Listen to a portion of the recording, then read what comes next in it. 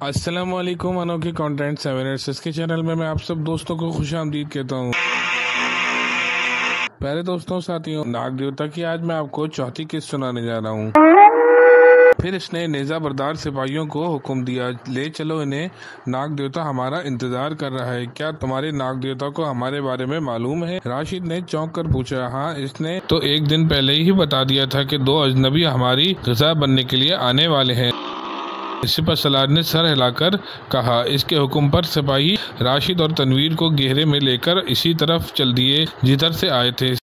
सिपहसालार बोगा मशल बरदार के पीछे चल रहा था और इसके पीछे सिपाहियों के घेरे में राशिद और तनवीर चल रहे थे। अलबत्ता ढोल वाले ने ढोल बजाना बंद कर दिया था और वो सबसे पीछे आ रहा था। तनवीर और राशिद खौफजदा थे। वो सोच रहे थे कि जहां से तो वो बच गए, मगर इन आदमखोर जंगलियों से कैसे बचेंगे। सिपहसालार बोगा, अभी और कितना चलना है? तकरीबन निस घंटे के बाद राशिद ने पूछा। थोड़ा फासला रह गया है, जंगल खत्म होते ही हम नाग देवता की मस्कन के सामने पहुंच जाएंगे। सिपहसालार ने कहा। चंद मिनट बाद जंगल खत्म हो गया।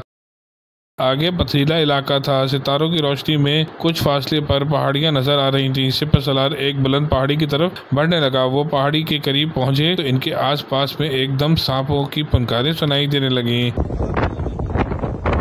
राशिद और तनवीर ने पीछे देखा तो घबरा गए। इनके चारों तरफ बेशुमार सांप रेंग रहे थे। इनकी खौफनाक फनकारें राशिद और तनवीर का दिल हिला रही थी। ये सांप, राशिद ने खौफजदा लहजे में सिपहसालार बोगा से कहा, ये नाग देवता के चेले हैं, लेकिन तुम डरो मत, जब तक नाग देवता ना चाहे ये तुम्हें नुकसान नहीं पहुँचाएंगे।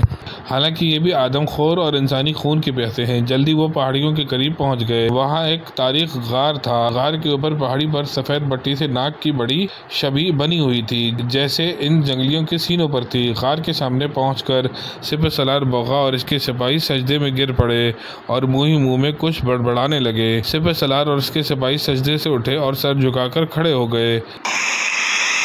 राशिद और तनवीर के दिल खौफ से धक धक कर रहे थे। सीधे हो जाओ मेरे ताबेदार पुजारियों।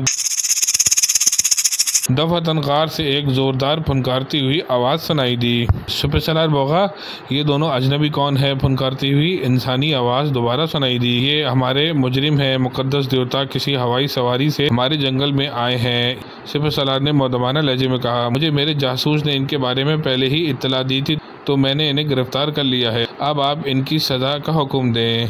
फिलहाल तुम इन्हें अंदर भेज दो। सुबह मैं इनके लिए सजा सुनाऊंगा। गार से मुकद्दस देवता की आवाज सुनाई दी। प्यारे दोस्तों साथियों, ये थी नाग देवता की चौथी किस्त। कहानी को ज्यादा से ज्यादा लाइक कीजिएगा, चैनल को सब्सक्राइब कीजिएगा और साथ में बेल आइकन का बटन लाजमी प्रेस कर दीजिएगा, ताकि मैं आपको नाग देवता की बकिया किस्तें बर वक्त सुना सकूं। जज़ाकल्लाह। अस्सलाम वालेकुम।